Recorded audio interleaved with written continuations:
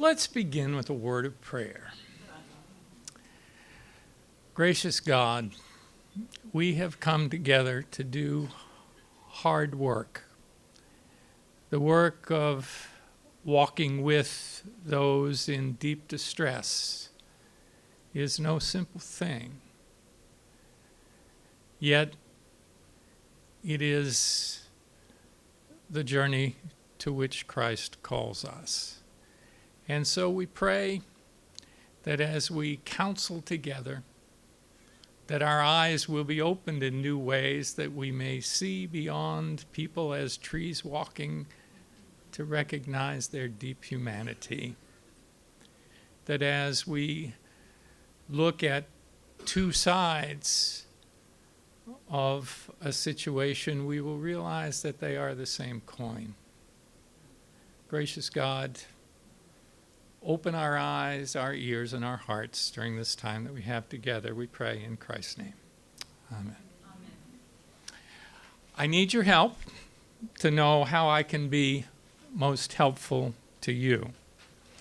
As Don has indicated, I've had a fair amount of experience over the last 10 years or so. Actually, even before that, a couple of times when I was counsel for the church before I moved to the other side of the aisle pretty much exclusively. I've defended a lot of people who have found themselves in trouble for reasons of conscience relating to questions around performing prohibited marriages or themselves being what the church has considered as self-avowed practicing homosexuals. I've also had an opportunity in recent years in particular to deal with several cases of probably half a dozen cases that have involved either as a primary charge or an ancillary charge that someone has engaged in sexual misconduct. So I've been through a number of these cases and have some stories to share. I have some process insight. I don't have all the answers. I learned today that insurance money might be available for respondents in cases, which was a whole new thing and worth the trip to Texas to learn. It was a pearl. They were working on that necklace. Yes. But I want to tailor this in a way that is most helpful to you. And so the question that I'd like to ask you is, why did you choose this particular workshop track? What are you looking for? And we can focus on process, or we can focus on stories, or we can focus on some of the sort of dynamics, or we can do a mix of all of those things. What do you want to know, and how can I be helpful? Yes.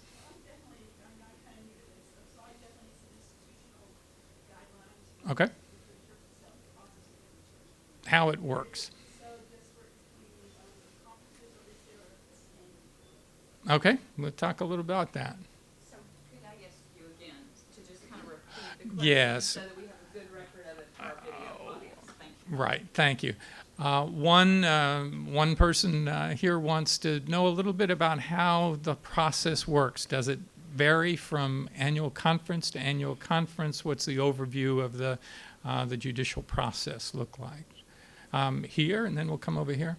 I know every person is unique and every case is unique, but I would like to know some of the emotional things that you have watched people experience as they go through the process, and what some of those things are that you maybe see on a somewhat regular basis, or threads that you Good. see running through that to know what that person's experience is. What is the individual's experience like emotionally, even physically sometimes? What's it like for someone who is accused? Okay. Over here, yeah. From a crossroads standpoint, how do we advocate for both the victim and the perpetrator? Oh boy, that's a wonderful question. How do we advocate for both a victim and a perpetrator from Khosrow's point of view? Please. In our team, it is hard to get people to volunteer Yes. and including myself. We have our biases. And how can I equip myself and others to walk alongside with the alleged perpetrator or with the perpetrator? Thank you. How can I equip myself to even want to walk with the accused perpetrator when there's an inherent bias against what the person for what they have been charged with doing? Yeah. Was there something else over here? Back you. Yeah. Well, I've been on a response team about 10 years now, and I feel like I've never taken a look at what it is the perpetrators, experience. And I just felt it would help balance out my responses if I had someone who help that. Okay. As someone who's been on a response team for some 10 years, never really had the opportunity to look at what it would be like to walk with someone on the other side. Please. For those who aren't clergy, which I obviously am, but for those who aren't clergy, what are the liabilities for walking with a perpetrator? I can claim the collar as my defense. I can't say anything, but without this, if I would ask a layperson to walk alongside a perpetrator, would there be liabilities if it led to trial, either at church trial or as civil? Yeah, would there be liabilities as a layperson walking alongside of an accused perpetrator? That would somewhat, we can address that somewhat structurally, because if we're talking about a clergy person, it has to be a clergy person who would be their advocate in the Methodist Church. Well, that gives us pretty much of an agenda. Here, one more over here. Yeah. I'm looking for perpetrators of those people who are starting with this problem. How to recover them? Because it seems that we discriminated on those sides. How to recover them? Give back them spirituality. Yeah. The whole question of when we talk about just resolution, is there redemption in that process? Can a person be reclaimed for ministry or restored in some way after coming through this process of being accused? Thank you. Well, great, wonderful questions. Maybe the place to start would be just to share with you a little bit out of my somewhat limited experience in the area of sexual misconduct, some observations. We often talk about the powerful person who abuses the powerless person. That's a reality. I don't want to deny it for a second. There's inherent power, as we all know, that comes simply with the position of being a pastor. And I'm going to largely limit my remarks today to clergy persons who are accused. That's what I know about. I've never defended somebody who is a lay person. In my experience, that is not always a helpful stereotype, though, that we're talking about somebody who exercises a great deal of power and privilege within the structure of the church and who abuses persons with impunity and kind of skates, walks away from that unscathed. Of the 7 cases that I have been involved with, which have some kind of relationship to sexual misconduct, 5 of those persons have been persons of color, and the other 2 have been women. So it's I haven't had the opportunity to walk with someone who has exercised privilege within the structure in at least a in a blatant way. I was I was wishing that the news cycle had been different coming into this week, as we watched a perpetrator who had the support in the American context here of an entire political apparatus and millions of dollars. The people that I've walked with largely have been people without a great deal of privilege within the system as we would normally think about it. So, what happens to somebody who finds themselves charged with sexual misconduct? By and large, in my experience, the power structure really does line up against that person almost from day one. A complaint is filed. The discipline defines a complaint as a signed document that is a written signed document that is submitted to a bishop. What normally happens next is that person is summoned to what is called a supervisory meeting. These steps are outlined in paragraph 362 of the discipline. The purpose of that supervisory meeting, as defined in the discipline, is to repair harm, as we heard this morning, to seek a just outcome for all persons concerned. Sometimes that first meeting will bring the accuser and the accused together, although that's not always the pattern. But what generally has happened in my experience is that the clergy person who has been summoned to this meeting has no idea what they're walking into. They may know that they have been in violation of the chargeable offenses in some way, so they may have their suspicions.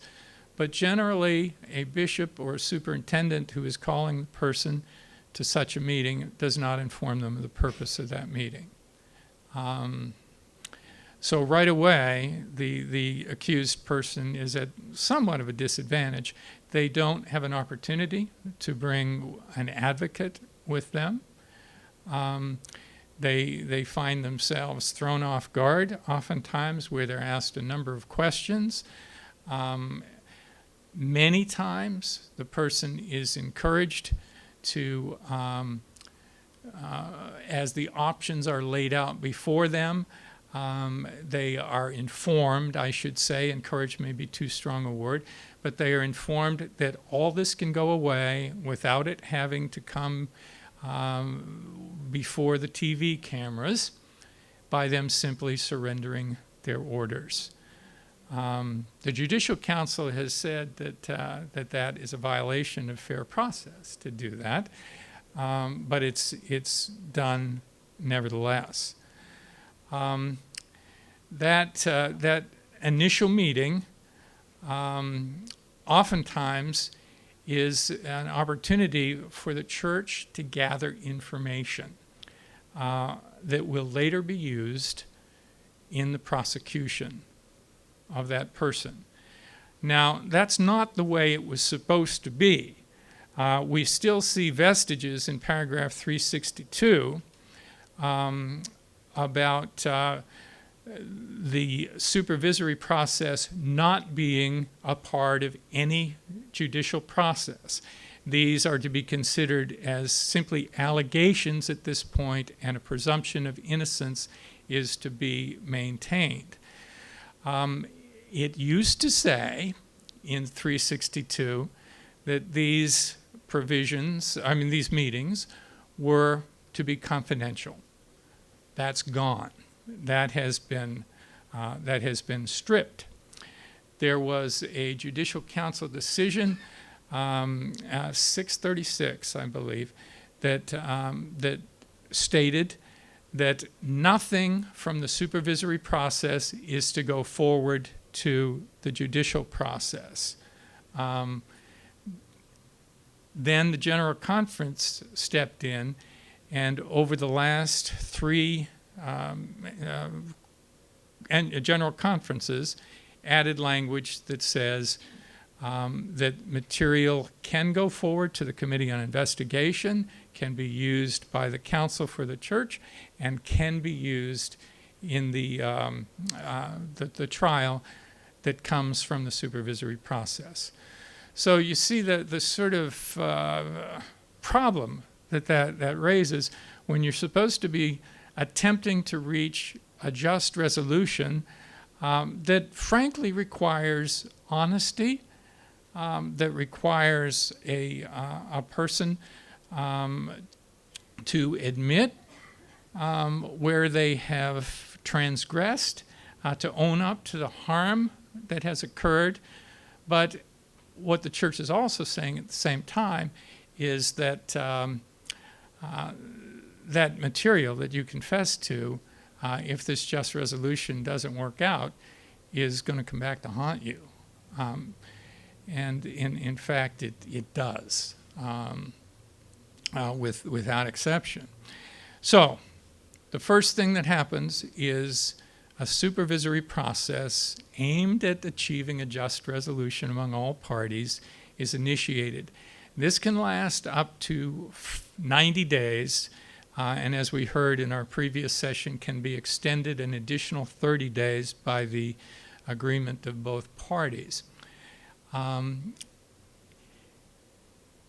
If the bishop deems that the person is likely to be harmful to either the congregation that he or she is serving, or if the bishop deems even that staying in the setting that they are in could be harmful to the individual, him or herself, the bishop can request that the person be suspended during that time of 90 days, extended by mutual agreement to 120 days. If the person is suspended, almost said expended, and that's, that may have an element of truth to it as well. Salary continues, benefits continue, housing continues during that time period.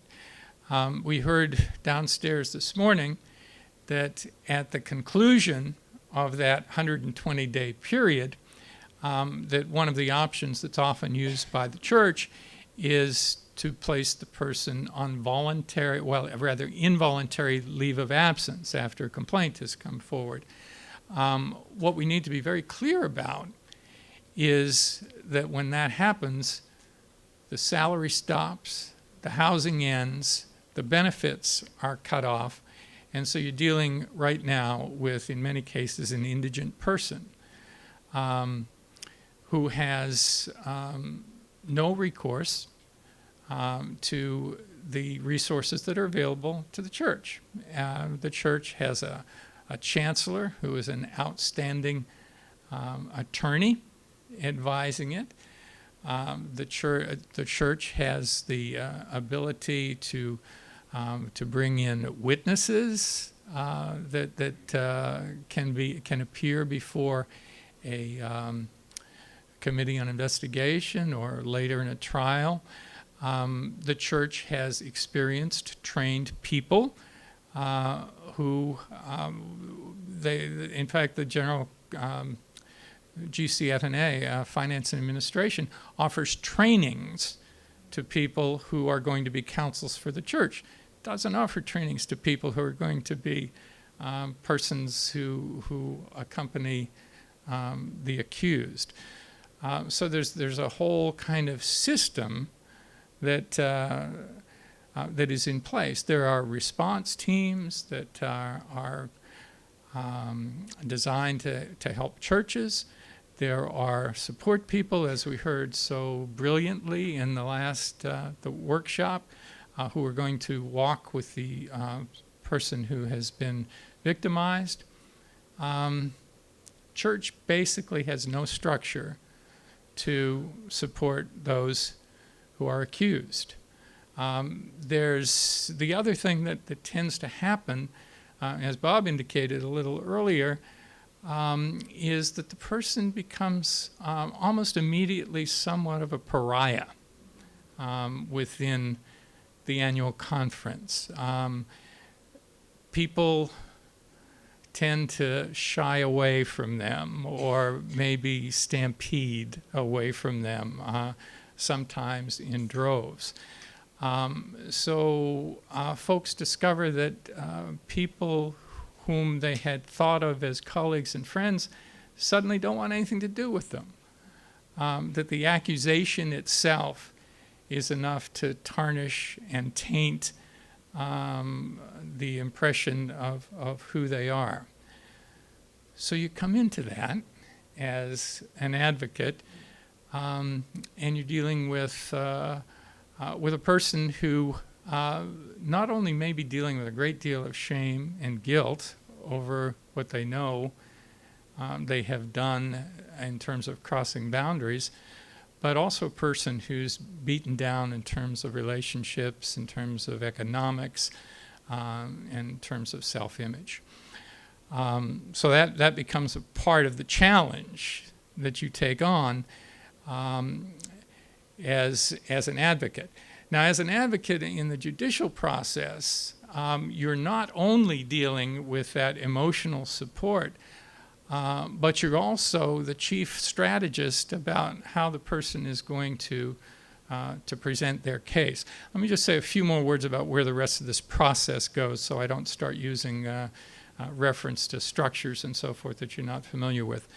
At the end of that 120 days, if no just resolution has been achieved, the bishop has a decision to make. The bishop can either drop the charges, has to explain in writing and receive the approval of the cabinet to do so, or the bishop can decide that this needs to go forward as a judicial complaint. So far, we've had a written complaint by a person who is known as the complainant. People always want to put a T in there. There's no T in there. It's complainant. There is a T in the end, but there's not one in the middle.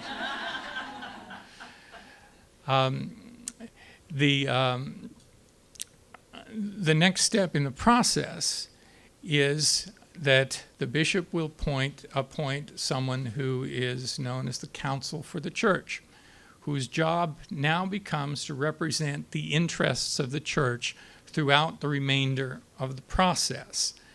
That person gathers information, investigates the allegations, talks to witnesses, and eventually prepares a document known as a judicial complaint. We use the word complaint in a whole bunch of different ways in the church, and it gets very confusing sometimes.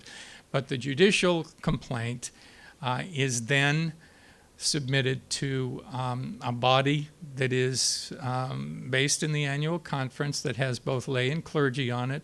4 clergy and 3 lay persons constitute the Committee on Investigation. It's their job to ascertain whether there's enough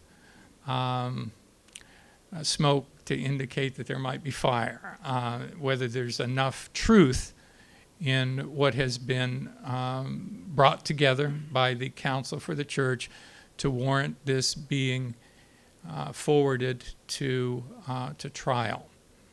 I should mention, it's a very important point, that at any point in the process, timeout can be called and all parties can seek to achieve a just resolution. Now, somebody in our little group in the last section asked whether the complainant has to sign off on a just resolution. the short answer to that is no.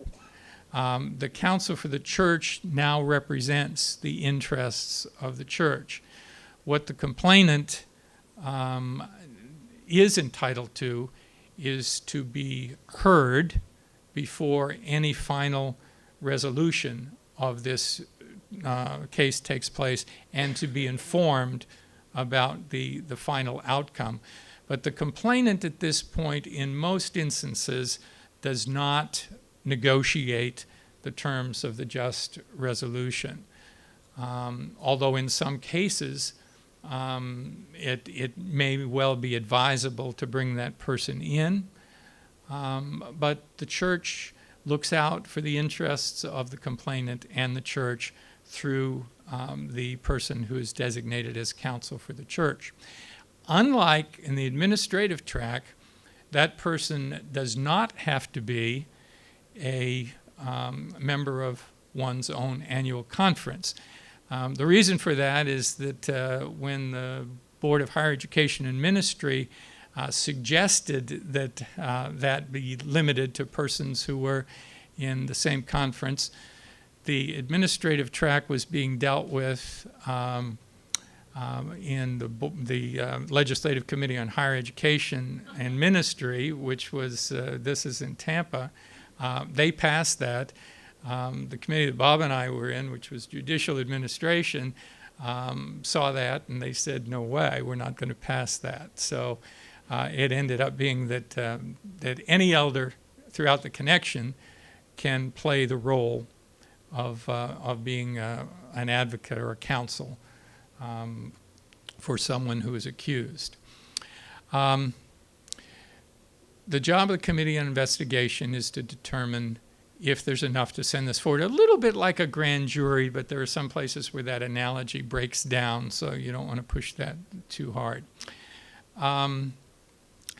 If they determine that indeed there are grounds, reasonable grounds, for proceeding, they will then issue a bill of charges and specifications.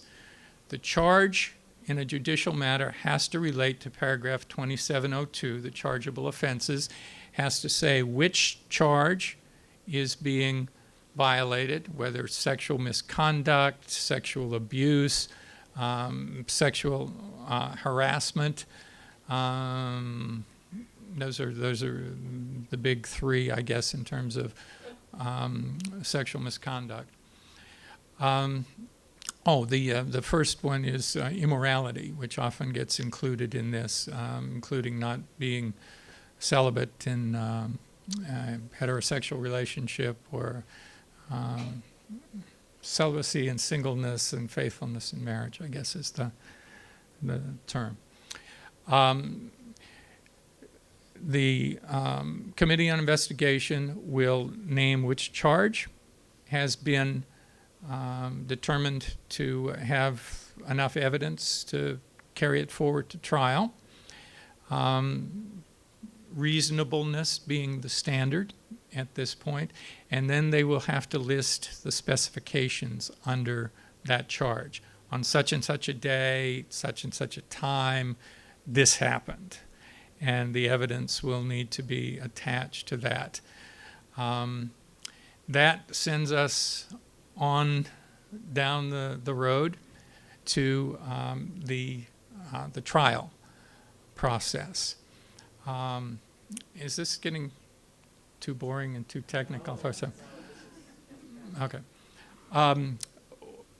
When we come to the trial, I should say as soon as the Committee on Investigation issues its bill of charges and specifications, the next job is that the bishop of the conference of the accused lines up someone who will function as the presiding officer. The equivalent in the secular courts is as the judge. Usually it's a retired bishop. There are a few bishops who do most of these cases, but that person's job is then to handle whatever comes after that. If there have been process violations, for instance, during the whole process up till that point, those need to be laid out before the presiding officer, who will make a ruling in writing about those kind of things. I had a case, just to give you an illustration of what kinds of things might be charged, might be brought before the person as the presiding officer as a violation of process. I had a case where a person had been accused of violating the sexual misconduct provisions. That person was not given a copy of the letter of complaint. Came home. I didn't get into this case until 6 months down the road, but immediately the person who was with him, not at that first meeting, but at a subsequent meeting, 10 days later, pointed out that Judicial Council Decision 974, 976, one of the 970s, says that the person has the right not only to see the complaint, but to have it in his or her possession, and as well as any other supporting documentation that the church is using to make its case. So there's a right for the person to have that material. Well, 9 days later, the church realizes that it has to give this material to the person. It does. In the meanwhile, the person has been, from my point of view, and here you hear the defense advocate here, has been coerced into signing a paper that says that he agrees that the trial will go forward in that annual conference, even though his membership is in another conference. A situation that is explicitly barred by the discipline. Not the discipline, by the Judicial Council. It says if you're a member of one annual conference serving in another and charges come against you, you have to be tried by your colleagues in your own annual conference. At any rate, paragraph 2719.1 in the discipline says that if all parties deem it more convenient, basically, or actually what it says is deem it to serve the interests of justice, that the person can waive their right to do that. Well, the Judicial Council has said they can't do that, but in any case, that happened. So when we subsequently tried to move this trial back to the person's home conference, where the work of that person had been known for a long time, and where we felt that there would be a fairer opportunity for them to be heard in a context in which they had previously served, we were denied that right. So we protested this to the presiding officer, who said, sorry, the discipline says you can do this, and they did it. And the fact that he didn't have the documents of the charge in his hands for 9 days while he was agreeing to this had no bearing on the decision. Well, in fact, what had happened in this particular case is that the person had been involved in an extramarital relationship with somebody who was not a member of his congregation, somebody who had looked him up after having gone to high school with him many, many years before. When that relationship broke up, the person decided he was going to stay with his wife and work on their marriage. The jilted party wrote a 13-page handwritten letter to the annual conference accusing him of everything from sexually molesting his daughters to getting people in his congregation pregnant to having sexually molested his youth group, just everything that she could think of. which then, of course, launched panic and alarm on the church's part, although he was never ultimately charged with any of these things. He didn't know that that was the environment in which this thing was going to go forward when he signed that paper. He thought, well, I don't want to go all the way back up to my own annual conference far away when I'm living here. And so, at any rate, these process things can be brought before the presiding officer, usually with not a great deal of success. And in part, the presiding officer is laboring under the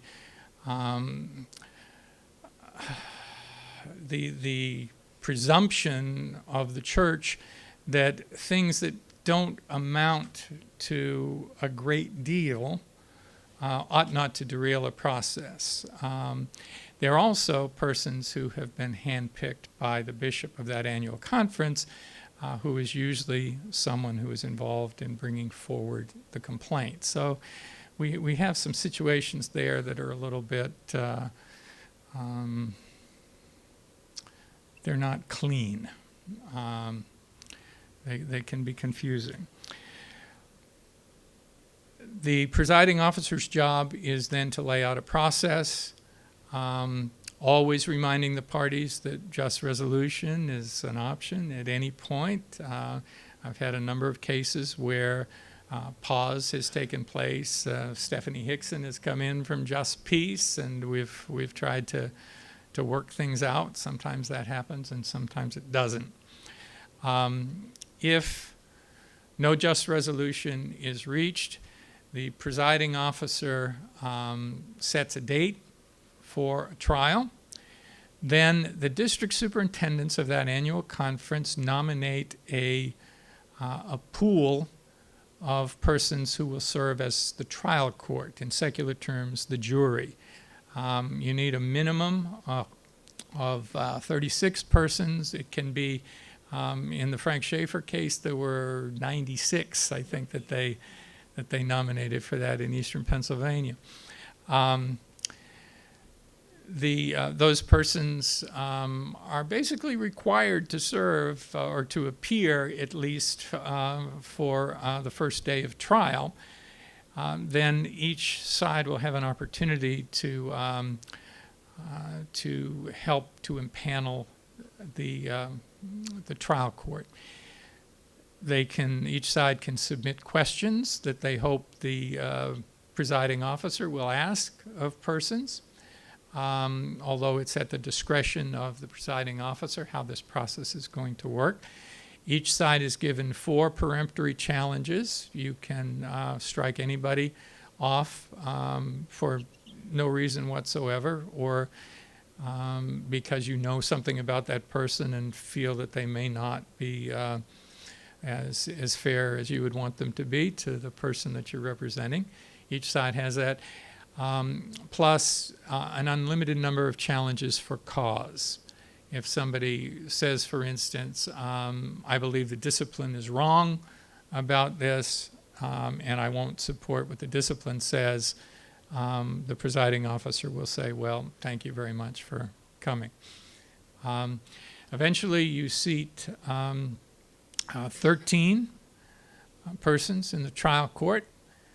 You need a majority of 9 persons in order to convict someone. There are 2 alternates that are normally seated as well. Yes?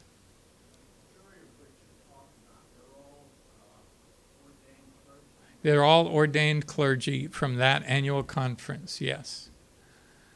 Bob, if I get anything wrong on these numbers, let me know.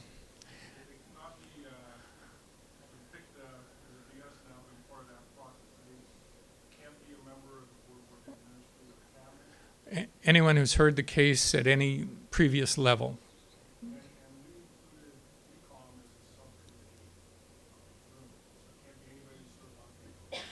Okay, if you couldn't hear what he said, nobody who has served on the Board of Ordained Ministry can be on the trial court.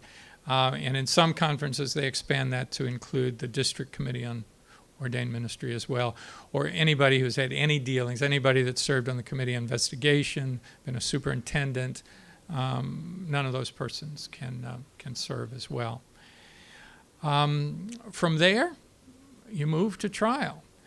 And the way a trial goes is pretty similar to what you see in the secular courts if you watch Perry Mason, without the dramatic turnaround at the end, usually.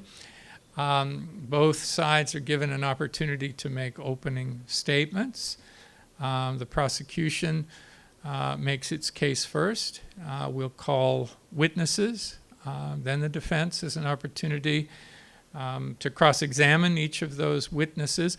But important thing, you can only cross-examine them on the basis of what they have testified to. You can't just start asking random questions of people who are called as witnesses. Yes? This may be clear to everyone here, but I just want to make sure everybody understands the difference between the chancellor and the counsel for the church, even in this process. Thank you, yeah. These are all clergy. Yes. The chancellor is the person who's advising the bishop of an annual conference, may be involved in helping to select the person who serves as the counsel for the church. The counsel for the church is like the prosecutor, the DA, if you will. The chancellor is looking out for the larger picture. The chancellor cannot serve as the advisor to the presiding officer either. Presiding officer can secure legal counsel, who shall not be the chancellor of the annual conference. So we wind up with a situation where both sides have an opportunity to tell their story. Both sides are given an opportunity to make a closing argument. The church is given the option of going first in the closing argument and reserving some of their time to rebut whatever it is that the defense is going to say. And then the jury, the trial court, retires to make their decision. They need to come up with 9 votes to convict. If they vote to convict, you come back. You have to plead at the beginning, I should have said. If you plead not guilty, everything that I've just described happens. If you plead guilty, you move immediately to what I'm about to tell you about now, which is the penalty phase of the trial. Normally, there's a whole lot more leeway given you. I should have also said to you that one of the real functions that is problematic for people accompanying defendants, one of the realities is that the presiding officer gets to determine what is admissible as a line of argument or as witnesses. So for instance, in many of the cases that I've had where I've dealt with defending people who have performed a same-sex marriage, for instance, the only question that the presiding officer will allow you to deal with is basically, did they do it or didn't they do it? You can't argue the discipline is wrong and bring in experts who are going to tell you why it's wrong. So that will be ruled out. So we move to the penalty phase, where there's a lot more leeway in terms of the arguments that you can make, the witnesses that you can bring. You can bring in character witnesses at this point. You can bring in mitigating factors. One of the person I told you about who had been involved in this extramarital relationship was dealing with some serious health challenges as an older person, was feeling his own mortality in a way, dealing with a home situation that had become very challenging, and I don't need to go into the details of that. But those are the kinds of things that you can talk about, mitigating circumstances, how this could have happened. And the response of the church will be to minimize whatever mitigation you, as somebody who's walking with the accused, will bring forward. It can become quite adversarial at points. We sometimes forget that we are all a part of this same church that we love. I mean, we saw in our nation here in the United States, at least over the last 10 days or so, the depth of division and the depth of feeling that can emerge around this. So one of the things that is important, we'll talk more about this tomorrow when we talk about self-care for advocates, but one of the things that you need to really ask yourself if you're going to accompany someone on this journey is, are you up for it? It takes an enormous amount of time. This case I was telling you about, we basically worked over 2 years before it came to conclusion. And it was, fortunately, I'd retired that year that it started, because it was a full-time job for me in a lot of ways, and for my wonderful assistant counsel who helped out with a lot of that. One of the things that I always do, the discipline doesn't address this, it doesn't prohibit it at least, is I try to create a team of persons who are going to advise and support me as the counsel. And we share confidential information within that defense team. Confidentiality is a tricky thing. It's often used by the church as a kind of coercion to keep people from talking about things that the church doesn't want to be talked about. The other C word that often is problematic is covenant. We talk about violations of the clergy covenant.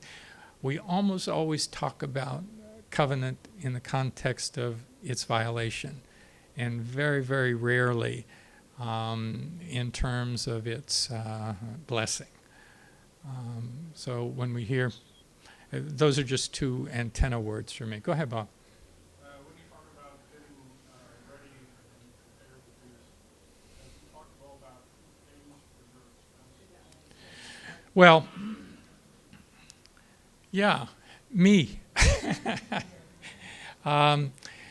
The church isn't under the same constraints. They can hire attorneys.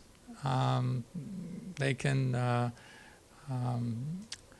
well, they have resources that most often persons don't have. Now, I should say that in some of the more high-profile LGBT-related cases that I've done, there has been a fundraising effort around that has taken care of expenses. I've never accepted a nickel in payment from anyone for any of this, but it's what I understand to be ministry. But please. The gentleman this morning on the panel was speaking from the insurance perspective, and I apologize, I don't remember his name. Was saying though that they provide defense in such cases. Could you speak to? I learned that the same time you did. Bob, you might have more information on that. I was really excited that insurance was going to be part of this. He is speaking in civil litigation. You want to come up here? Yeah, and repeat the question too. The question had to do with the panel this morning, and there was a mention about the possibility of insurance coverage or availability. So yes, go for it. I was very excited to have insurance to be part of this do no harm, because there are resources, but not for, those are really civil resources for outside the church. Inside the church, generally those who walk with people are footing their own bills. Whether there's, if you go to a meeting, you're paying for the gas. There can be hundreds of meetings. You know, that can be a form of harassment. I'll stop there. Okay. Please. From a legal standpoint, and I don't want to get over on the insurance, but there's actually two pieces of insurance usually.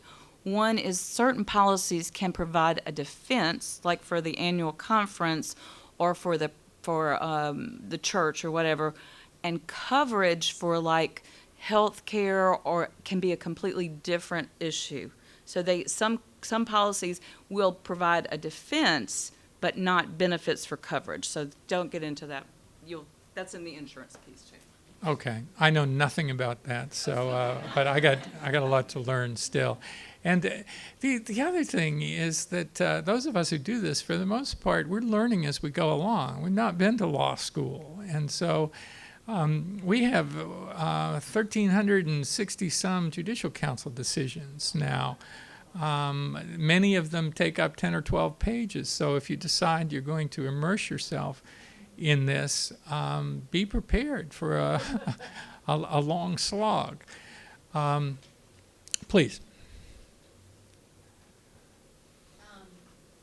So my question for this is, if a COSRO decides to do the advocacy role, which many conferences I understand don't have, they have a complaint, they have all of that, but no one to walk alongside, do you have to do both perpetrator and victim, alleged victim?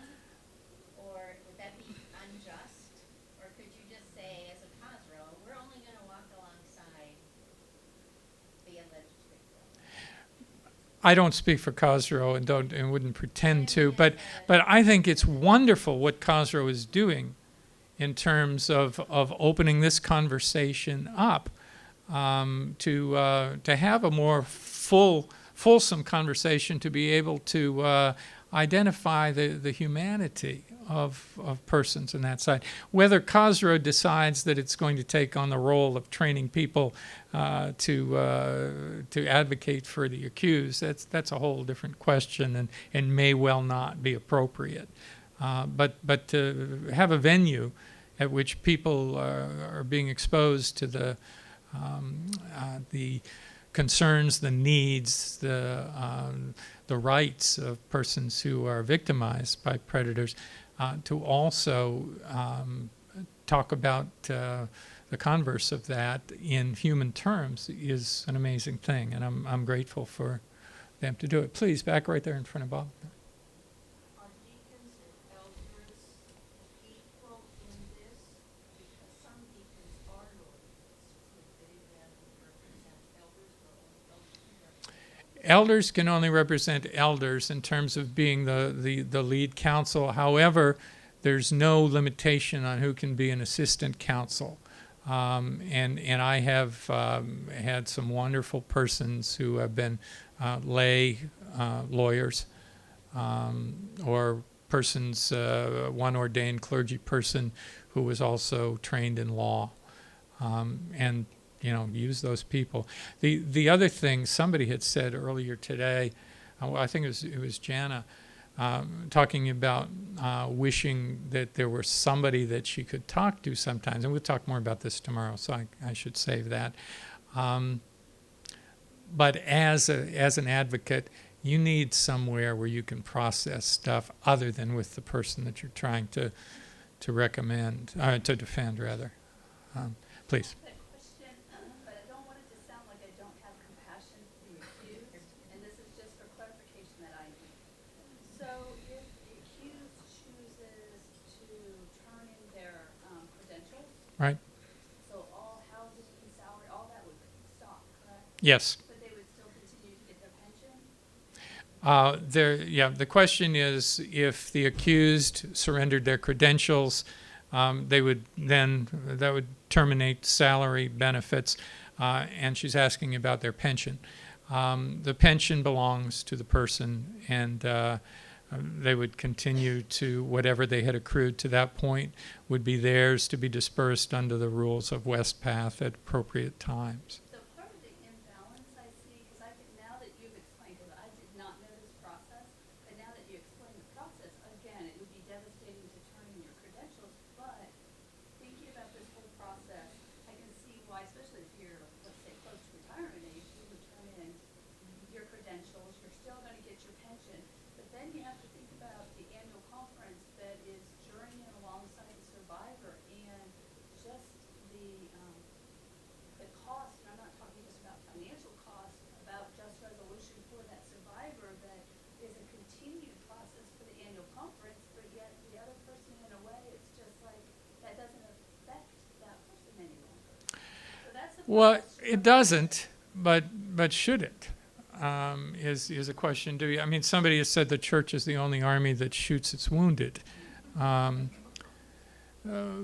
Too often, I think the easy thing for the church is to encourage someone and even to urge or coerce someone into surrendering orders, rather than really addressing a restorative process.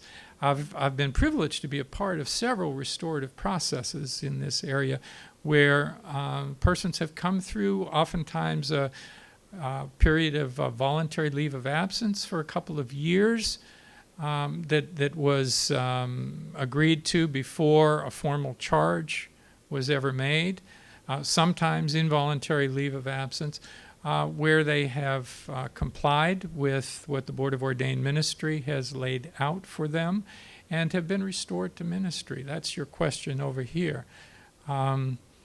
The Board of Ordained Ministry is going to make that recommendation ultimately, but the decision will be made by the clergy session of the annual conference. So some more hands. I will go here and then over here. So you got to the penalty phase, and this was something you were... We didn't finish. You're right. Yeah, I got distracted. Thank you. The penalty phase only requires 7 votes out of the 13. The options for the trial court are the removal of orders. Actually, there's one even more severe than that, the expulsion from the United Methodist Church. The removal of orders or some lesser penalty, it says. So sometimes trial court will get pretty creative in terms of what they do.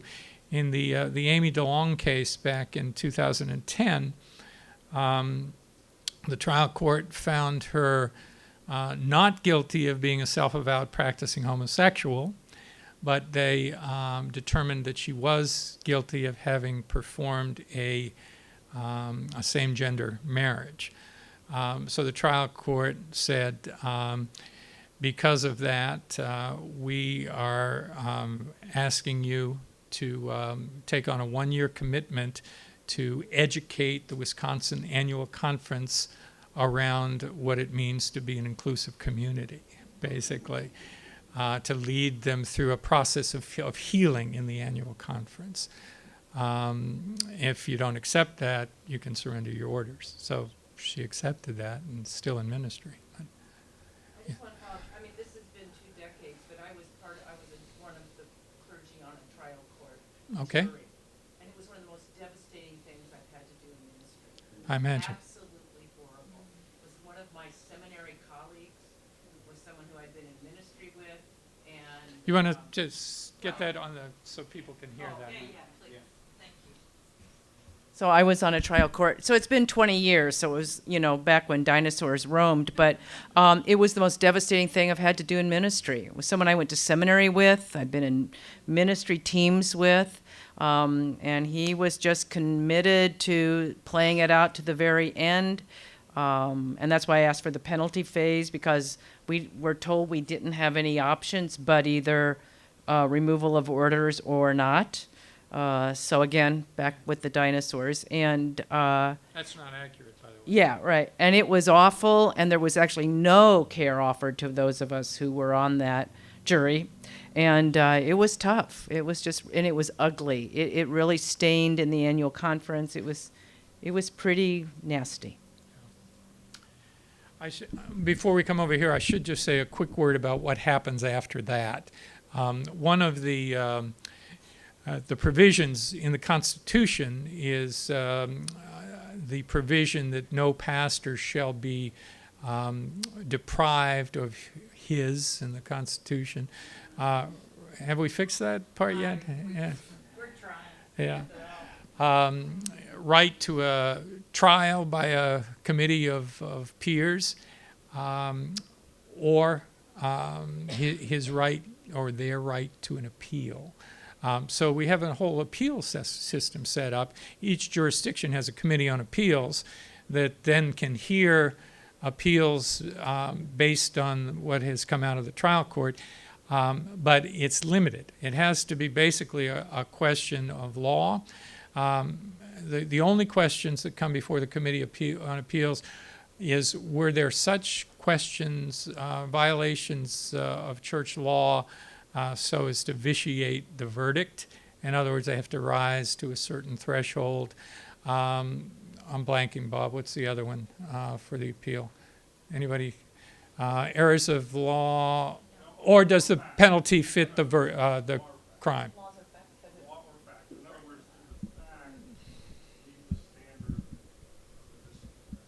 Well, it doesn't say fact. It says errors of law, or does the penalty, is the penalty fitting to the crime? Those are the two. Yeah, take a look at it. I think it's 2715 or 2710 is appeals, isn't it? Somewhere in there. Okay. Please. Two questions. Yep. First, could you clarify the difference between a formal complaint and a formal charge? Because you indicated that there could be something that could happen Yeah. before a formal charge. I guess my question is, at the trial, when the bill of, what do you call it, the bill Of charges and specifications. bill of charges, is it not a formal charge until that point? Or when does a formal complaint, a written complaint, become a formal charge? After the Committee on Investigation has processed it, the counsel for the church comes in with his or her recommendations for what those charges and specifications are. But very often, a Committee on Investigation will consolidate them, will throw some out, will look at it in a different way. So that becomes the... Well, the presiding officer has the right to throw out anything that he or she deems is inappropriate. Yep. Could you say more about just resolution and how the two parties don't have to agree in order for just resolution to take place? So, for example, the accuser doesn't have to agree to the stipulations, right?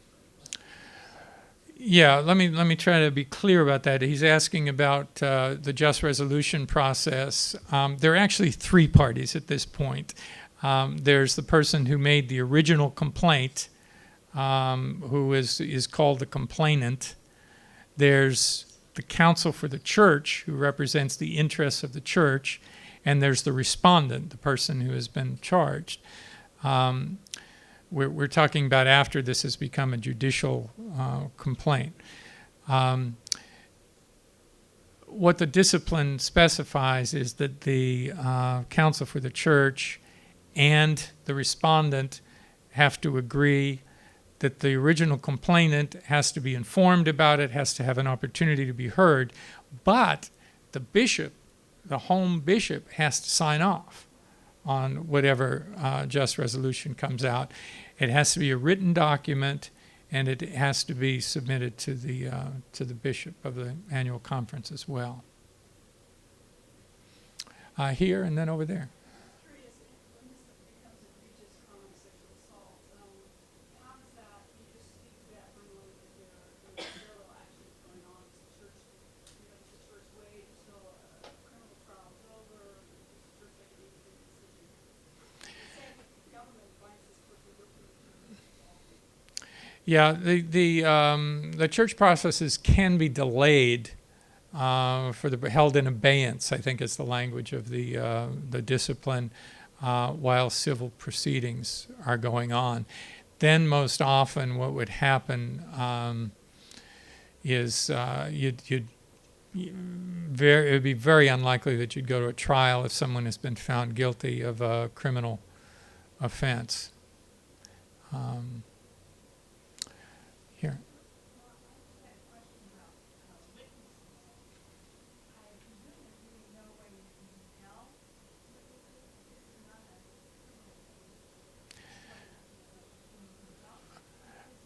You really can't compel them.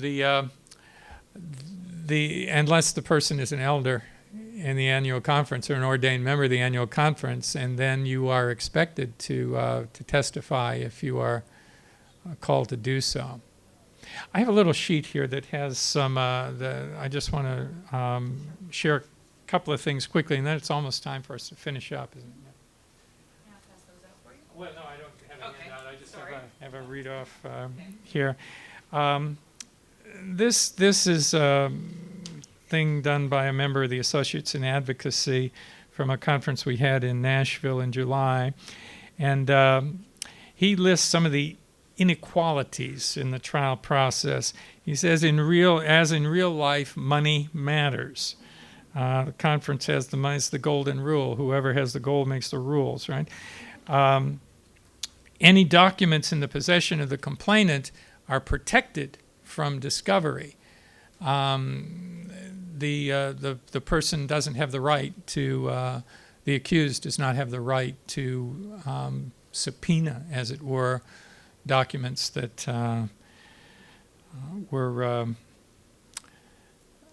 that are in the possession of the complainant. The church is only obligated to share with the accused anything that it relies upon in formulating its own charges and making its own case. They are not required to provide exculpatory evidence or something that would show the person's innocence. In one of the cases that I had, a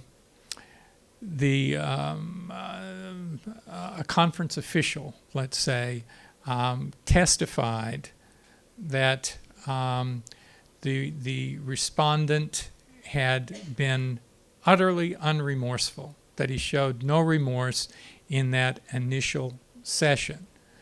Well, I later found a letter that this person had written to the officials in another conference that said the person was extremely remorseful and over again expressed how sorry he was for what he had done to his family, to his church, and to his conference. When I tried to confront the person with that, that evidence was ruled out because I had just received a letter that morning before we interviewed this person on videotape. It hadn't been in front of the prosecution. They hadn't had it. And so when I asked the question in cross-examining this person who was on videotape, the church objected. It was suppressed. When we came to trial, we had his videotape saying the person was totally unremorseful that played. We couldn't show the jury this letter in which, in his own words, he had said he apologized over and over again. That's the way the process works sometimes, and so it was frustrating. I even at the trial, after 10 days had passed, tried to persuade the presiding officer that enough time had passed that they could generate a response. But please. So what did you do to accompany that person, and some of your Thank you. experience, some tips that we can follow, what things we should Great. do and what things we should not do, in order for us to be effective, Yeah. working side by side with the person. Yeah. The most important thing you can do is, as we heard in earlier sessions, just like with persons who are victims or survivors, you got to be there for them. You got to give them a sense that you care about them, that you're available to them. You got to work your butt off for them. You have to be willing. I haven't had this experience. I have not experienced retaliation. I do have colleagues who have done this kind of work, and Bob knows this as well, who have experienced, after defending somebody in a controversial case, who have found themselves moved to much less desirable appointments. I've never had that, but the lore is out there, at least. So you got to be willing to stand with them, not necessarily to argue for their innocence, but to argue for fair process that treats them as a human being. We didn't argue in that case I've been talking about that the person hadn't had an extramarital relationship. We acknowledged that right off, leading to, when we ultimately appealed the process violations to the Judicial Council, to one member of our current Judicial Council asking the question, well, if you admitted that they were guilty, what difference does fair process make? So, one more question, I think, and then we need to let you guys get ready for supper, please.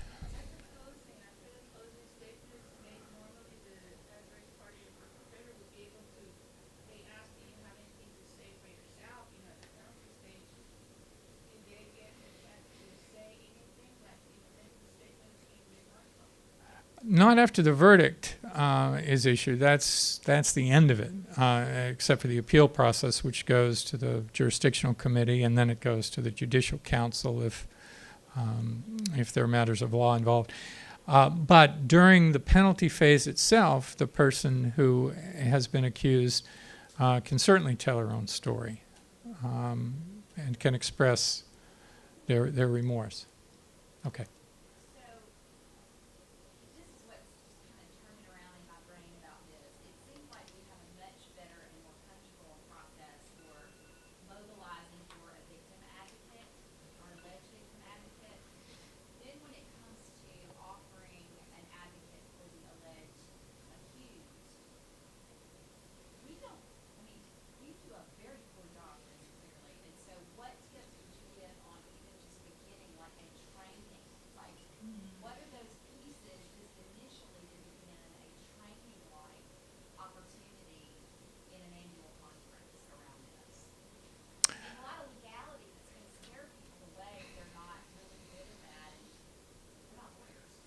Yeah.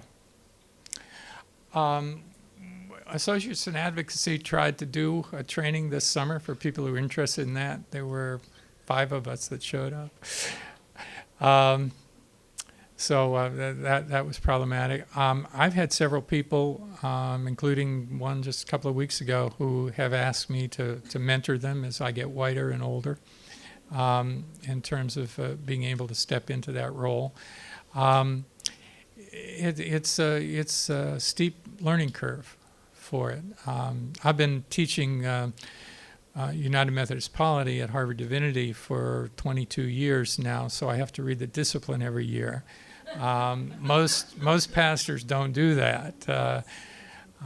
So there's you got to be willing to take on a burden. It has to be a calling on your heart, I think. And I just one final disclaimer.